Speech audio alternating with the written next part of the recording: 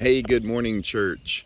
I pray that today is going to be a blessed day for you today. What a beautiful day it is. Today we're going to be looking at Acts chapter 16. In Acts chapter 16, there are really four key events that take place. And I want to talk about each one of them. The first one is we're introduced to Timothy.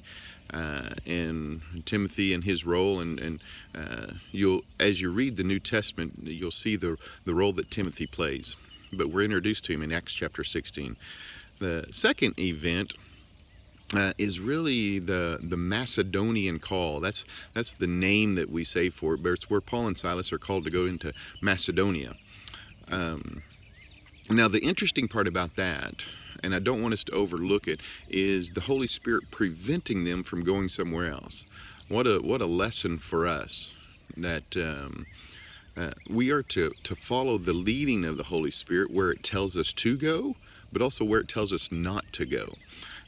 And so that can be in your ministry or in your personal walk with the Lord.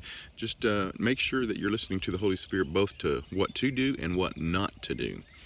The third event is this girl that had a demon, an evil spirit living inside of her, but she was also a fortune teller, and she was making people lots of money.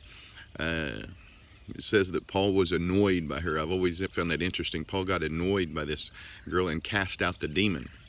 When he does that, the people lost their money, and so it made them really mad. The key to that story there is their love for this money that they had. It leads to Paul and Silas being beaten and thrown into prison. So that's the third story. The fourth story then is when Paul and Silas are in prison and they meet the Philippian jailer, and the Philippian jailer actually comes to know the Lord.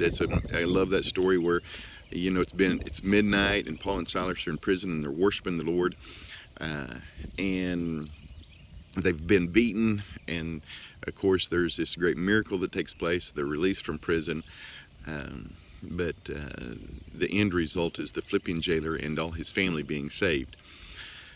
So with that, those four key stories, what I would like you to do today is, if you wouldn't mind, just text me or put on Facebook which one of those four stories are most key for you, or the one that you like the most. I would love to hear from each of you about, you know, just those four, and which one you really like. So anyway, I pray that you have a good day. Don't forget to join us tomorrow morning for worship at 10:30.